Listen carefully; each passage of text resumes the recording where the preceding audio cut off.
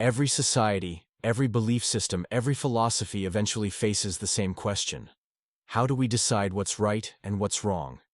If we can't agree on that, we can't agree on anything else. Think about it.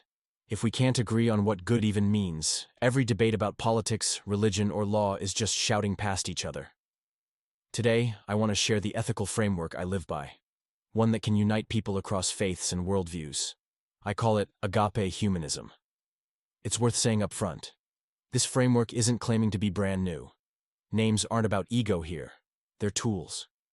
By naming an idea, we make it something people can wrestle with, debate, and, if possible, improve upon. That's how ideas get better over time. At its heart, Agape Humanism is built on three things: compassion, treating all beings with respect and care; reason, making decisions based on the best available evidence; consistency, applying the same moral standard no matter who's involved or what label they wear. Agape is a Greek word for unconditional, selfless love, sometimes translated as compassion. Humanism is the belief that we can build meaningful, ethical lives through empathy, reason, and cooperation, whether or not we believe in God. Together, they form a simple principle: do unto others as you would reasonably want done to you. It's a principle that's been echoed by Jesus, the Buddha, and philosophers from every corner of the world. This isn't about where the idea comes from. It's about whether we're willing to live by it. This is not a rigid list of rules. It's a moral compass that adapts to new knowledge, like laws and societies evolve.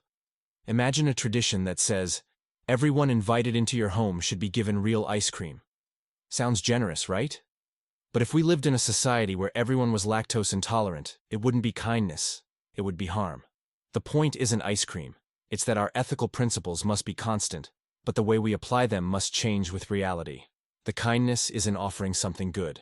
And if what's good changes, so should the act. Here's how Agape Humanism works in practice. 1. Harm reduction and empathy. Reduce suffering wherever possible. Think of a neighbor who notices icy steps on a shared walkway. They could ignore it, but instead they sprinkle salt to prevent anyone from slipping. That's harm reduction, a small act that prevents pain, guided by empathy for people they may never even meet. 2. Evidence-based reasoning. Let facts, not fear or tradition, guide choices. Imagine a town debating whether to keep an old bridge open. Tradition says it's fine. It's been there for generations. But engineers discover cracks in the foundation that could cause collapse. Evidence-based reasoning says you close it and repair it, even if it upsets people, because facts about safety outweigh nostalgia. 3. Logical consistency. No double standards. Picture a referee in a sports game. If one team is penalized for a foul, but the other team gets away with the exact same action, the game feels unfair and the rules lose credibility. Life works the same way. When we allow ourselves or our group to break rules, we expect others to follow. We erode trust and justice. 4. Voluntary consent. Autonomy matters. Think of signing a contract in a language you don't understand, under pressure, with no option to say no. On paper, it's an agreement, but without real understanding and freedom, it's not true consent. Whether it's a relationship, a job offer, or medical treatment, ethical action requires that all parties agree freely and knowledgeably. 5. Do no avoidable harm. Think beyond direct harm.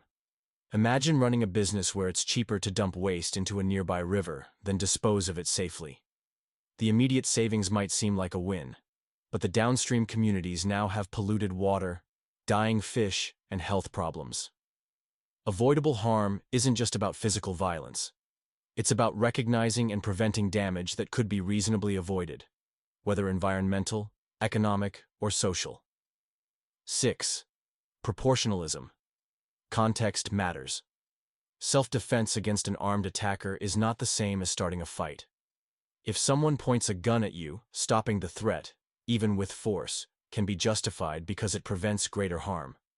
But imagine if you had Superman's invulnerability. Lethal force wouldn't be proportional, because you were never truly in danger. Proportionalism means matching the response to the reality of the threat, no more and no less. 7. Ethical universality. A rule for one is a rule for all. And when the powerful are shielded from justice, the entire system fails. Take the Jeffrey Epstein case after his second arrest. Victims came forward, naming other alleged perpetrators.